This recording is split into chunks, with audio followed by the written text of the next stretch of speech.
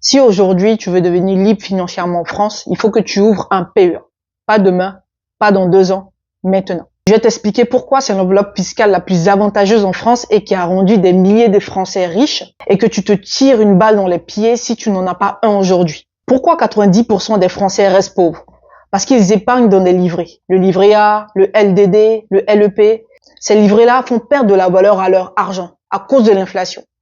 Parce que la plupart des Français ne comprennent pas les marchés financiers. Ils pensent qu'il faut être riche pour investir. C'est totalement faux. Et c'est pour ça que le PEA existe. Moi aussi, au début, quand j'ai commencé à travailler en banque, je voyais des gens avec de grosses épargnes, 50 000 euros, 100 000 euros, 30 000 euros. Je me demandais, mais comment ils font? Puis après, j'ai compris. Ils utilisent des outils pour s'enrichir et le PEA en fait partie. C'est quoi le PEA? Le PEA, c'est le plan d'épargne en action qui te permet d'acheter des actions françaises, européennes et mondiales. Elle te permet également d'acheter des ETF. C'est des paniers d'entreprises. Et surtout, c'est l'enveloppe fiscale la plus avantageuse en France et la plus puissante. Le premier point, c'est que les rendements sont énormes sur le long terme. En ETF, tu peux viser entre 7% et 10% en moyenne par an. Et même avec 50 euros ou 100 euros par mois, tu peux créer un vrai capital sur le long terme. Par exemple, si tu mets 100 euros par mois à 8% sur 10 ans, le capital que tu vas investir sera 18 000 euros et ce que tu vas gagner sera de 31 000 euros. Ce qui te fait gagner ça et ce qui fait la différence, c'est les intérêts composés. Le deuxième point, c'est qu'après 5 ans, tu as 0% d'impôt, seulement les prélèvements sociaux. C'est pour ça que le PEA est complètement imbattable. Donc après 5 ans, tu ne payes que les prélèvements sociaux de 17,2% seulement sur tes gains. Aucun autre placement en France ne propose ça. Ni le CTO, ni le livret A, ni le LDD, rien du tout. Le troisième point, c'est que c'est un outil pour les gens stratèges. En banque, je le vois tout le temps.